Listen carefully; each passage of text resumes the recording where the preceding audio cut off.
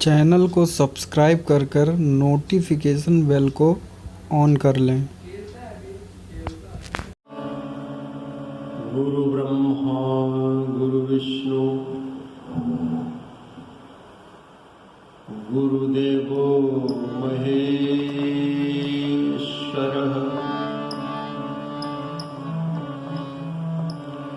गुरु साक्षात् पारब्रह्म तस्मै श्री गुरुवे नमः।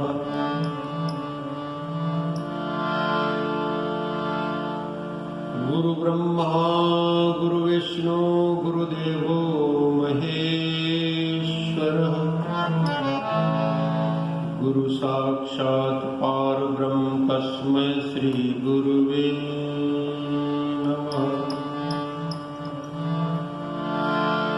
या देवी सर्वभूतेषु ज्योतिरूपेण संस्थिता नमस्तस्यै नमस्तस्यै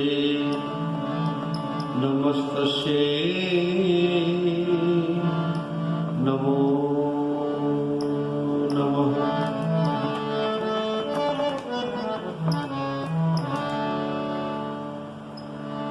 सभी लोग प्रेम से जयकारा बोलेंगे। बोलिए सद्गुरुदेव भगवान की जय। आदिशक्ति जगदम्बे श्री माता जी की जय। सभी महान पुरुषों की जय। सत्य सनातन धर्म की जय। मानव धर्म की जय। एक छोटा सा पद सब लोग मिलकर के बोलेंगे मेरे साथ में। शंतन के संग लाग रे तेरी अच्छी बनेगी। शंतन के संग लाग रे तेरी अच्छी बनेगी। अच्छी बनेगी तेरी बिगड़ी बनेगी। खुल जाए तेरे बड़े भाग रे तेरी अच्छी बनेगी। शंतन के संग लाग रे तेरी अच्छी बनेगी। ध्रुव की बनी प्रहलाद की बन गई। ध्रुव की बनी प्रहलाद की बन गई। राम चरण अनुराग रे तेरी अच्छी बनेगी। राम चरण अनुराग रे तेरी अच्छी बनेगी। शंतन के संग लाग रे तेरी अच्छी बनेगी। कागा से तुझे हंस करेंगे। कागा से तुझे हंस करेंगे। मिट जाए उर के दाग रे तेरी अच्छी बनेगी। मिट जाए उर के दाग रे तेरी अच्छी बनेगी। शंतन के संग लाग रे तेरी अच्छी बनेगी। मोहन सा में बहुत दिन सोए। मोहन सा में बहुत दिन सोए। जाग सके तो अब जा तेरी अच्छी बनेगी।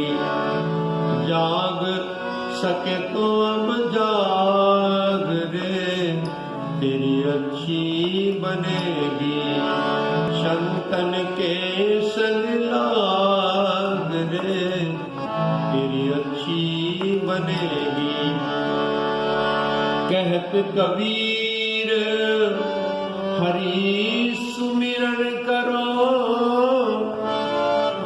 कहत कबीर हरि सुमिरन करो। लाग सके तो अब लाग रे, तेरी अच्छी बनेगी।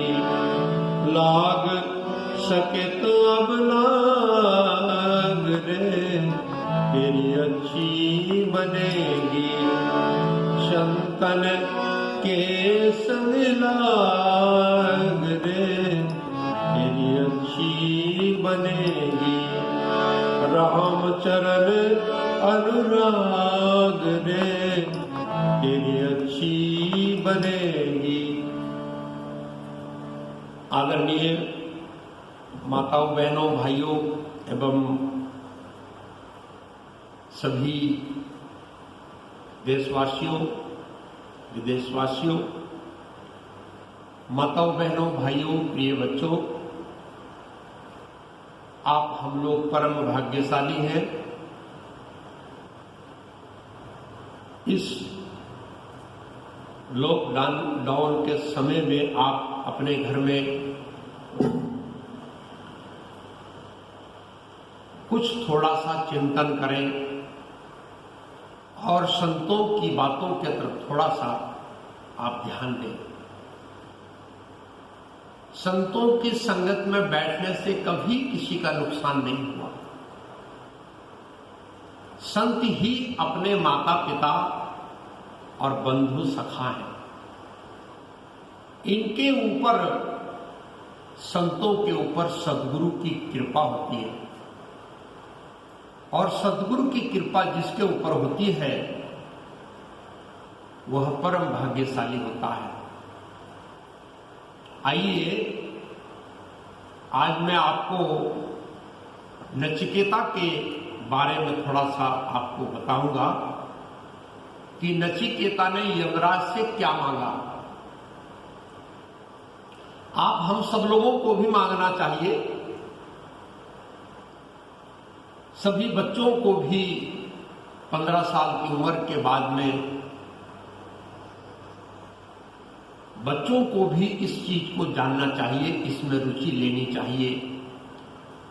आप विद्वान हैं, सुंदर आप गाते हैं, सुंदर आपकी रहन सहन है दुनिया में, परंतु जिस चीज को नचिकेता ने मांगा यमराज से, आप हम लोगों को भी सबको मांगना चाहिए। आइए क्या मांगा। नचिकेता उद्दालक जी के पुत्र थे। उद्दालक जी बहुत धार्मिक व्यक्ति थे और धार्मिक होने के नाते उनके घर में गाय थी।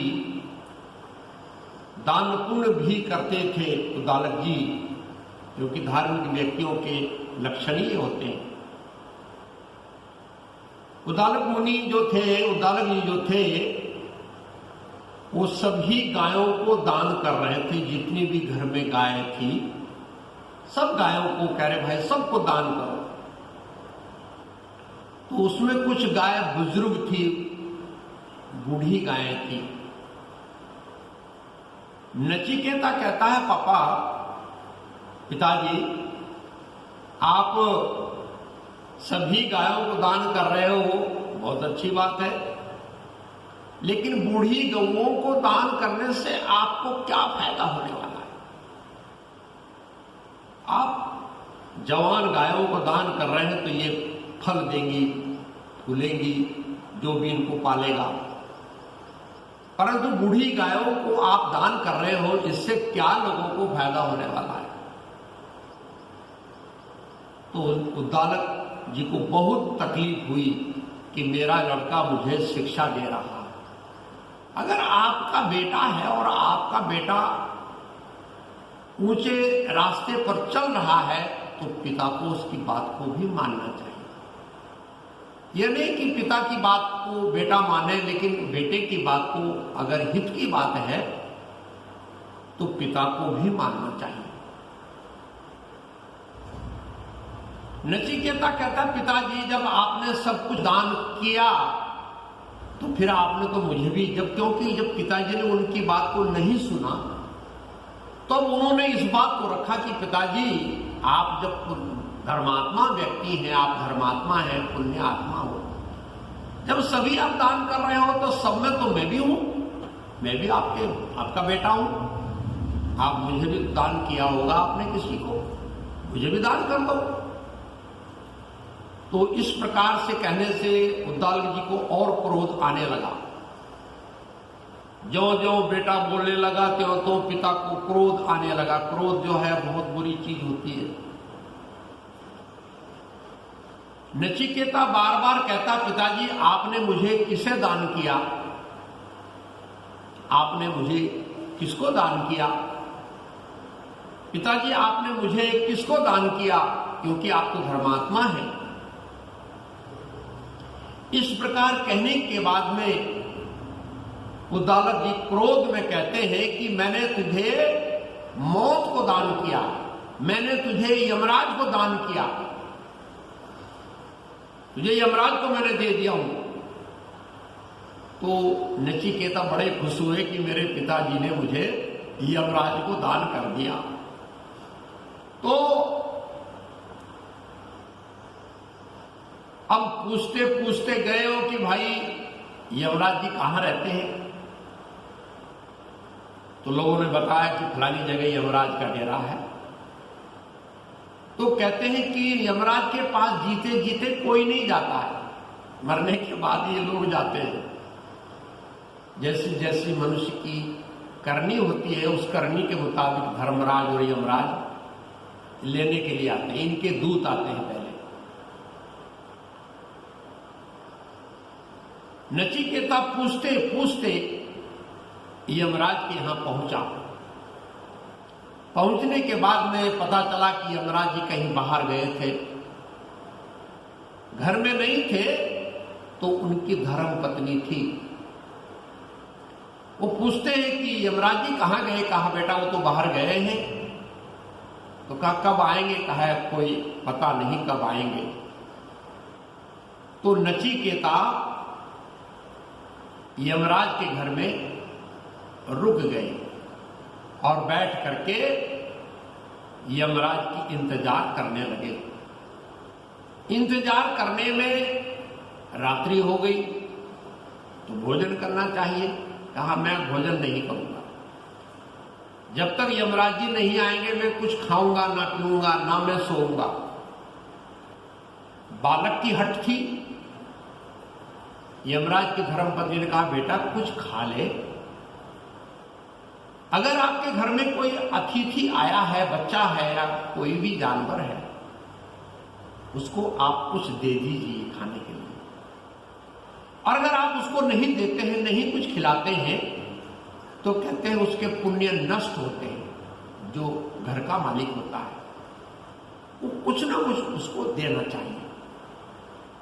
तो नचिकेता ने एक दिन नहीं 3 दिन तक कुछ नहीं खाया और 3 दिन तक यमराज की इंतजार करते रहे। तीसरे दिन यमराज आते हैं तो धर्मपत्नी जो थी यमराज की बड़ी दुखी हो गई कि ये बेटा जो है, बच्चा है अभी, बता इसने ना इसने भोजन कर रहा है, ना पानी पी रहा है, ना विश्राम कर रहा है। बहुत दुखी थी। जैसे यमराज जी आए तुरंत उन्होंने कहा कि जाओ, एक बालक आया हुआ है और आप उसकी इच्छा पूरी करो, उसको मन चाह दो, नहीं तो आपके सारे पुण्य नष्ट हो जाएंगे। 3 दिन तक उसने कुछ नहीं खाया घर में और आपकी इंतजार कर रहा है। हमने बहुत समझाया लेकिन वो माना नहीं। कह रहे जब तक यमराज जी नहीं आएंगे मैं कुछ नहीं खाऊंगा ना पीऊंगा। यमराज जी गए, कहा बेटा कैसे आए हो? हम तो बिना बुलाए किसी को यहां, अभी तुम्हारा बुलाने का कोई टाइम ही नहीं है, तुम कैसे आए हो बेटा? कहा मेरे पिताजी ने आपको मुझे दान कर दिया है। कहा कि कैसे? कहा कि मेरे पिताजी गाय दान कर रहे थे तो उसमें बूढ़ी गाय भी थी। मैंने कहा पिताजी बूढ़ी गायों को दान करने से कोई फायदा नहीं। तो पिताजी नाराज हो गए मेरी बात को सुन करके। तो मैंने कहा पिताजी आप जब दान करने वाले पुण्य आत्मा हो तो आपने मुझे भी किसी को दान किया होगा। तो मैंने एक बार पूछा पिताजी को, 2 बार पूछा, तीसरी बार पिताजी क्रोध में कहने लगे कि मैंने तुझे यमराज को दान किया हूं, तुझे मौत को दान किया हूं मैंने, इसलिए मुझे आपको मेरे पिताजी ने मुझे दान कर दिया है, आप मुझे आज्ञा दीजिए मैं क्या करूं। यमराज जी बड़े खुश हुए, कहा वाह बेटा,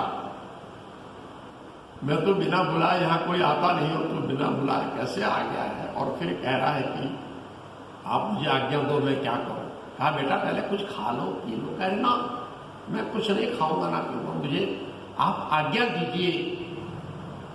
कहा बेटा अगर मेरी आज्ञा तुम मानते हो तो मेरी आज्ञा का मेरी जो आज्ञा है वो तुम कुछ मांगो, धन मांगो, दौलत मांगो, कुछ भी मांगो, जो भी तुम्हें संसार की संपत्ति मांगनी है वो मांगो, मैं तुम्हें दे दूंगा। कह रहे हैं मुझे कुछ नहीं चाहिए, मुझे आप आज्ञा दीजिए। कहा मेरी आज्ञा ही तो है जो मैं बोल रहा हूं। कह रहे कि अगर आप मुझे देना ही चाहते हैं तो मेरे पिता मेरे से नाराज हैं, वो मेरे से खुश हो जाए। कहा तथास्तु। कहा दूसरा, शरीर छूटने के बाद में आत्मा शरीर से अलग हो जाती है। यह आत्मा कहां जाती है प्रभु? इसका कभी नाश नहीं होता है, ना इसको अग्नि जलाती है, ना इसको अस्त्र शस्त्र काटते हैं, ना इसको कोई भी वस्तु क्षतिग्रस्त नहीं करती। यह आत्मा पवित्र रहती है, अजर अमर रहती है। फिर हे यमराज जी, यह आत्मा शरीर को छोड़ने के बाद में कहां जाती है?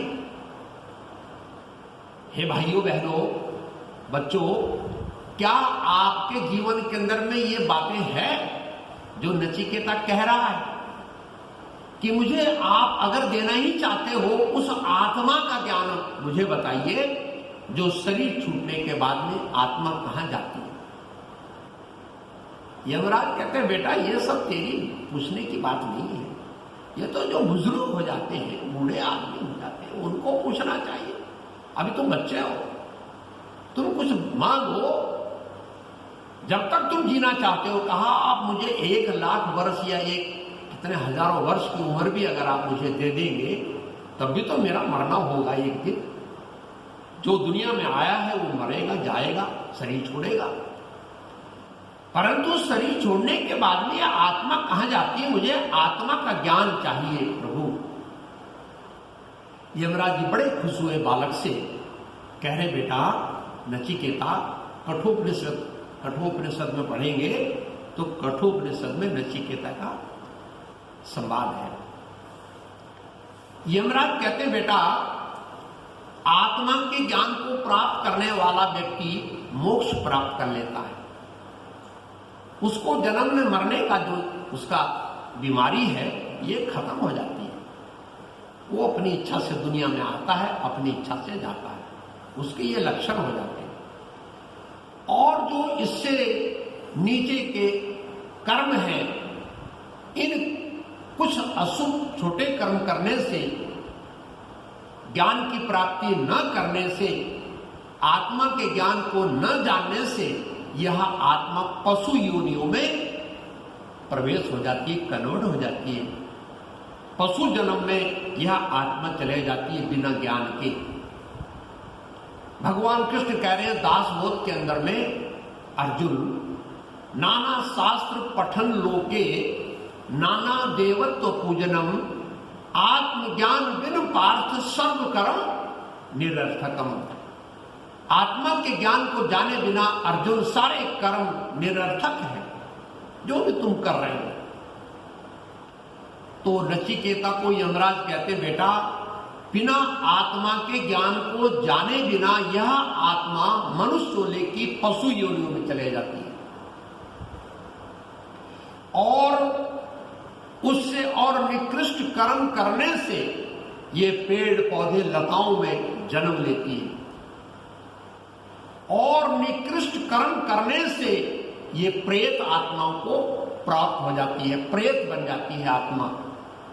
न उसको अन्न अपने नजदीक आने देता है। ये देवता होते हैं, जल देवता, पृथ्वी देवता, सारे देवता होते हैं, अन्न देवता, वायु देवता, ये कोई भी उस प्रेत आत्मा को अपने नजदीक नहीं आने देते हैं। ऐसी उसकी स्थिति हो जाती है। और पानी भी अगर वो पीता है तो सड़ा पड़ा कहीं खो में पड़ा हुआ है वो पानी पीता है प्रेत। ऐसी उसकी दशा हो जाती है। इसलिए आत्मा के ज्ञान को जानने वाला जो व्यक्ति होता है वो सबसे श्रेष्ठ होता है। तो नचिकेता कह रहे मुझे वही ज्ञान दो। तो कहते हैं कि यमराज से नचिकेता ने आत्मा के ज्ञान को लिया, आत्मा के ज्ञान को जाना। तो आप हम लोगों को भी तो आप सब कुछ आपने किया। आप बहुत सुंदर गाते हैं, बहुत सुंदर आप बजाते हैं, बहुत सुंदर आप संसार में रह रहे हो, परंतु आत्मा के ज्ञान को जाने बिना सारे आपके कर्म निरर्थक हैं। ततः किम ततः किम ततः किम। अगर आपने पूरे विश्व की परिक्रमा कर ली, आपने पूरे संसार का सम्मान प्राप्त कर लिया, लेकिन अगर आपने आत्मा के ज्ञान को नहीं जाना तो सर्व कर्म निरर्थक है। इसलिए बच्चों, भाइयों, बहनों, क्या आज नचिकेता के जैसे बच्चे हैं? नचिकेता के जैसे बच्चे जिज्ञासु हैं कि हमें संतों के पास जाकर के क्या मांगना चाहिए? आप यमराज के पास तो जा ही नहीं सकते हैं, लेकिन संतों के पास तो आप जा सकते हो। सदगुरु आया है, समय का सदगुरु आया है, इनके नजदीक, इनके शरण में तो आप जा सकते हो। कुछ न बिगड़ेगा तेरा सदगुरु शरण में आने के बाद, और पूरी खुशियां मिल जाएंगी कदमों में झुक जाने के बाद। सदगुरु आते हैं और ये आत्मा के ज्ञान को देते हैं, चाहे वो हिंदू है, मुस्लिम है, सिख है, ईसाई है। भाषा अलग अलग है, कोई पानी को जल कहता है, कोई पानी को वाटर कहता है, कोई पानी को नीर कहता है, कोई पानी को आग कहता है, लेकिन पानी सबकी प्यास को समाप्त करता है। ऐसे ही परमात्मा सबके लिए एक है, और वह एक परमात्मा, मुस्लिम भाई कहते हैं कि हमारे फकीर कोई मिल जाए, तो फकीरों की आप तलाश करते ही नहीं, आप तो खुद ही फकीर बने हुए हैं और दिल दुखा रहे हैं सब लोगों का। दिल में तोड़ किसी का, ये घर खास खुदा का है। किसी के दिल को तोड़ना ही सबसे बुरा काम है। ये जो वायरस चल रहा है पूरे भारतवर्ष में, ये क्या है? ये दुखी जीवों को दुख देने का परिणाम है। इसलिए भाइयों, बहनों, माताओं, भाइयों, किसी जीव को नहीं सताना चाहिए। भीष्म पिता के बारे में मैंने बताया था प्रथम दिन। भीष्म पिता से भीष्म पिता से अचानक गलती हो गई।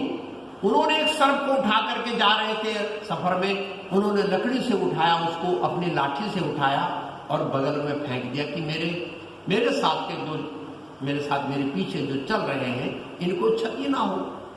इसलिए उन्होंने उस सर्प को उठा करके बगल में फेंक दिया, मारा नहीं मार भी सकते थे क्योंकि धार्मिक थे, परंतु गलती से वह सर्प बबूल की कांटों की झाड़ी में गिर गया। जरा सा आप सोचो, बबूल की कांटों की झाड़ी में गिर गए तो कांटे उसके शरीर में चुभ गए। अब वो ना बेचारा कहीं जा पाया, ना कहीं आ पाया, ना कुछ खा पाया, ना कुछ उसके 3 महीने में 90 दिन में प्राण निकले। और वह श्राप देता रहा कि जिसने मुझे यहां फेंका वो भी कांटों की सैया पर ऐसे ही लटकेगा जैसे मैं मर रहा हूं। और 90 दिन में उसके प्राण शरीर से अलग हुए। तो 90 दिन में ही भीष्म पिता के प्राण शरीर से अलग हुए।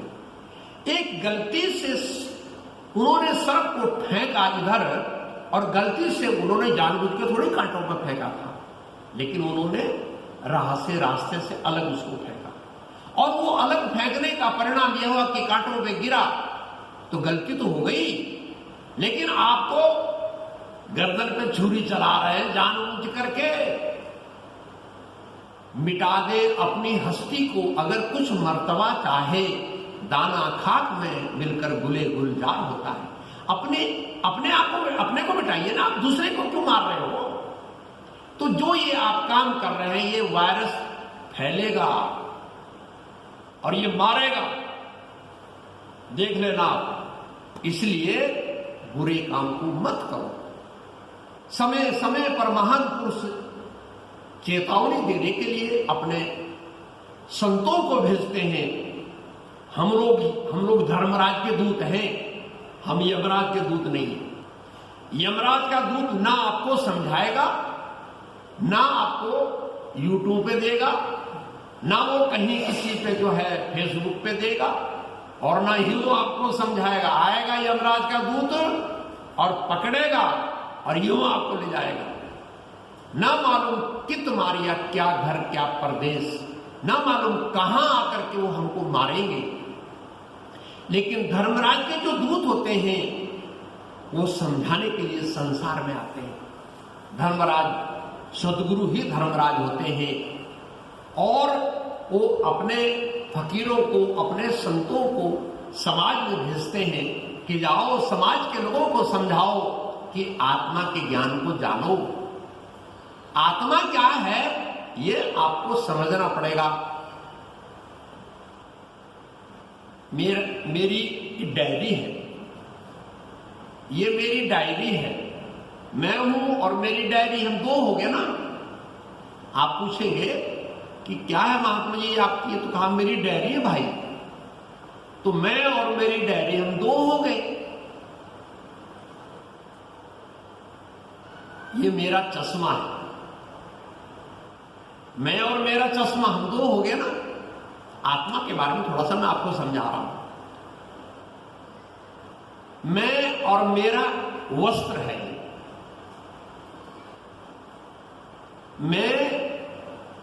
मेरी उंगली, मेरा हाथ, हम दो हो गए। मैं और मेरी आंख, मैं और मेरा नाक, हम दो हो गए। ये आप सब जानते हैं। लेकिन मैं और मेरी आत्मा, क्या आपने जाना? मैं और मेरी आत्मा को जानने के लिए ही फकीर आते हैं, सदगुरु आते हैं, 4 चीजों को देते हैं। मुस्लिम भाइयों को अगर आप समझाएंगे तो मोहम्मद साहब ने 4 चीजें दी अपने समय में। उन्होंने नूर का दीदार कराया, उन्होंने उस गैबी आवाज का बोध कराया, उस पाक नाम का बोध कराया, और उस हौजे कौसर का पान कराया। क्या मुस्लिम भाई इसको समझते हैं? नहीं समझते। आप फकीरों के पास तो आएंगे ही नहीं। हिंदू भाई को समझाने के लिए समय समय पर सदगुरु आते हैं, और वो 4 चीजों को देते हैं। सुनहि समुझहि जन मुदित मन, मज्जहि अति अनुराग, लहई 4 फल अछत तनु, साधु समाज प्रयाग। जो सुनता है, समझता है, विचार करता है, उसको 4 फलों की प्राप्ति होती है। संतरा, मौसमी, नारियल, अंगूर नहीं, ये तो समझ जाएंगे। लेकिन वो कहा अछत है, जिनकी कभी क्षति नहीं होती, जिनका कभी नाश नहीं होता है। वो क्या फल है? वही फल जो है भगवान विष्णु ने अपने समय में, उस समय के लोगों को सतयुग था, सब उनकी बात मानते थे, तो पशु पक्षी आपस में बातें करते थे। तो 4 चीजों को उन्होंने दिया। चक्र, शंख, गदा, पद्म, इसका बोध कराया। और इसी का बोध श्री रामचंद्र जी ने वर्णो रघुवर विमल जस जो दायक फल चार, सुनहि समुझहि जन मुदित मन मज्जहि अति अनुराग, लहि चार फल अछत तनु साधु समाज प्रयाग। इन फलों को जानना चाहिए ना आप। धर्म अर्थ काम मोक्ष कहने से काम चल जाएगा क्या? या खाना खाना खाने से कहने से पेट भर जाएगा क्या? भोजन को बनाना पड़ेगा। पानी पानी कहने से पानी की प्यास नहीं जाएगी, पानी को पीना पड़ेगा। ऐसे ही उस आत्मा के ज्ञान को जानने के लिए समय के सद्गुरु की शरण में जाना पड़ेगा। इसलिए भाइयों बहनों, माताओं, इस लॉकडाउन के अंदर में आप स्वाध्याय कीजिए, भजन कीजिए उस परमात्मा का। चिंता करने से नहीं होगा काम, चिंतन करो। अब चिंतन किसका करते हैं आप? अपनी आत्मा के अंदर में परमात्मा को जानो। और अपनी आत्मा का ज्ञान अपने आप में नहीं हो सकता है। अपने चेहरे पे लगा हुआ दाग आप खुद नहीं देख सकते जब तक आप दर्पण नहीं लोगे। ठीक इसी प्रकार से अपनी आत्मा के ज्ञान को जानने के लिए समय के सद्गुरु आते हैं और वह अपने संतों को भेजते हैं और उस आत्मा के ज्ञान को समाज को बताते हैं। आप जानिए, पूरे भारतवर्ष में नहीं, विदेशों में भी गुरु महाराज जी, सदगुरुदेव श्री सतपाल जी महाराज जी के आश्रम है। इनके संत महात्मा हर स्थानों पर इस समय जो है लॉकडाउन में महाराज जी की आज्ञा है कि आप बाहर न जाएं, आप अपने आश्रम में स्वाध्याय करें। तो हमारे जस्ट बगल में डॉक्टर साहब जी के बेटे हैं वैभव भाई, वैभव मिश्रा जी, कह रहे महात्मा जी लॉकडाउन में हम आपके कार्यक्रम को देंगे। हमने कहा दो भाई, अच्छी बात है। तो भाई आ जाते हैं मेरे पास में, मैं थोड़ा थोड़ा आप लोगों को देता हूं। आप लोग जरूर आत्मा के ज्ञान को जानिए, क्योंकि चिंतन आप करेंगे कैसे जब तक आपको बोध ही नहीं? किसका चिंतन करोगे आप? राम कहे, हिंदू कहे मुझे राम प्यारा, मुस्लिम कहे रहवाना, आपस में दोनों ही लड़ मरे, मरम न काबू जाना। तो संसार के अंदर में अपने अपने धर्म की पूजा सभी लोग करते हैं, लेकिन सभी धर्मों का सार एक है। माला के अंदर में अनेक फूल होते हैं, परंतु उसमें धागा एक ही है। हिंदू, मुस्लिम, सिख, ईसाई आदि होने से पहले हम मानव हैं। वास्तविक हमारा धर्म क्या है, इसको जनाने के लिए सतयुग में विष्णु भगवान आए, उन्होंने ये ज्ञान दिया। फिर त्रेता में रामचंद्र जी आए, उन्होंने ये ज्ञान दिया। द्वापर में श्री कृष्ण जी आए, उन्होंने अर्जुन को ये ज्ञान दिया। मोहम्मद साहब आए, उन्होंने अपने भाइयों को यह ज्ञान दिया। गुरु नानक जी आए, उन्होंने ये ज्ञान दिया। बुद्ध भगवान, सब जितने जितने भी महान पुरुष आए, कौन सा ज्ञान दिया? तो ये आप लोगों को जानना होगा। और जब आप जानेंगे तभी तो आप सुमरण करेंगे। तो आपके हर जिलों में महाराज जी के आश्रम है, सदगुरुदेव सतपाल जी महाराज जी के आश्रम है। आइए आप, और ये जो आश्रम है ये आपके घर है। आप यहाँ आएंगे, लॉकडाउन खुलेगा धीरे धीरे, क्योंकि ये वायरस हमने ही पैदा किया है। अब ये प्रकोप तो ईश्वर का ही माना जाएगा। प्रकोप तो देगा, किसी को मारेगा तो ये थोड़ी कहेगा कि मैंने तुमको मारा है। भगवान कभी नहीं कहते कि मैंने तुमको मारा है। तो कुछ ना कुछ तो वो बहाना बनाएंगे ही, फलानी फलानी बीमारी से हम चले गए थे। तो जाना तो सबको ही है, लेकिन कहते हैं एक सिंहासन चढ़ चला एक बांधा जाए जंजीर। तो मेरा आप लोगों से इतना ही कहना है कि आप लोग लॉकडाउन के अंदर में बैठ करके घर में भजन करें, सुमरण करें और उस ज्ञान की प्राप्ति करें। परमात्मा का नाम क्या है?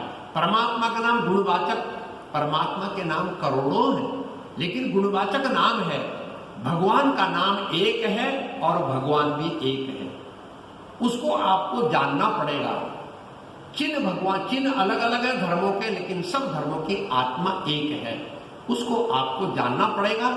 और जानने के लिए आप आइए, सदगुरुदेव श्री सतपाल जी महाराज जी के पूरे भारतवर्ष में आश्रम है।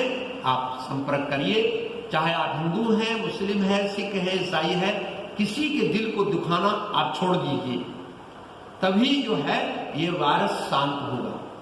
मैंने इसके बारे में बताया कि द्रोणाचार्य के लड़के अश्वत्थामा थे, तो जब वो मारे गए, अश्वत्थामा हाथी का नाम भी था, तो हाथी को मार दिया।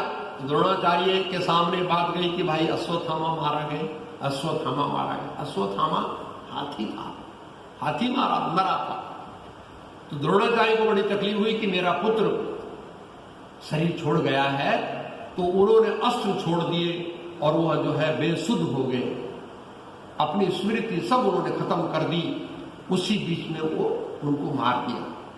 तो द्रोणाचार्य के पुत्र अश्वत्थामा आए और उन्होंने ये नारायण अस्त्र छोड़ा। नारायण अस्त्र भगवान का अस्त्र है, उससे सारे लोग मरने लगे। तो भगवान से युधिष्ठिर जी कहने लगे, प्रभु कैसे होगा? कहा भाई ये नारायण अस्त्र है, ये तो जो है अब रुकेगा नहीं, इसको कोई रोक नहीं पाएगा, नारायण अस्त्र है। तो कहा इसका कुछ उपाय तो बताओ। कहा आप भी तो नारायण है प्रभु, आप ही का तो अस्त्र है ये। तो भगवान कृष्ण कहने लगे कि आप सब लोग अपने हथियार छोड़ दीजिए और हाथ जोड़ के खड़े हो जाओ इसके तरफ। तो कहते हैं कि भीम भाई जो थे वो नहीं माने, वो चल लड़ाई करते रहे, तो उनके अस्त्रों को काट दिया सब। फिर बाद में कृष्ण जी कहने लगे श्री कृष्ण जी की, हे भीम भाई तुम बात नहीं मानोगे हमारी। तब नीचे आए रथ को छोड़ करके, फिर भी उनके अंदर क्रोध रहा। तो भगवान कह रहे तुम्हारे अंदर अभी भी क्रोध है कि मैं बदला लूं, लेकिन क्रोध को शांत कर दो और हाथ जोड़ करके नारायण अस्त्र के तरफ खड़े हो जाओ आप। तो तब जब उन्होंने हाथ जोड़ के नम्र होकर के अपने अंदर से गलानी खत्म कर दी, किसी के प्रति भी आप द्वेष मत रखो। क्यों? किसी आपका बुरा कोई क्यों करेगा? जब आप किसी का बुरा नहीं करोगे तो आपका बुरा कोई क्यों करेगा? सीधी सी बात है भाई। तब वो नारायण अस्त्र घूम करके और सबके नजदीक आकर के अपने उसमें चला गया। ठीक इसी प्रकार से यत्न तो सभी लोग कर रहे हैं। कोई योगा कह रहे जी योगा करो जी, अरे भाई उस परमात्मा का तो भजन कर लो।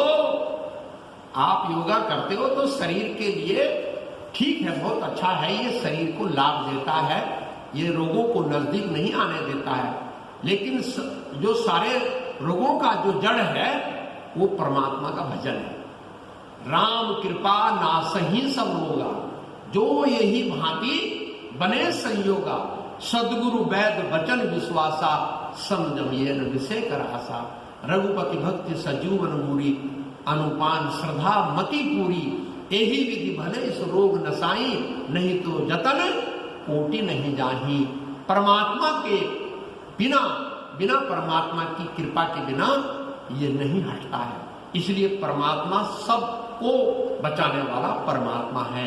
आप उनकी शरण में जाइए। आइए ऐसे ज्ञान को प्राप्त करके भजन कीजिए, सुमरण कीजिए।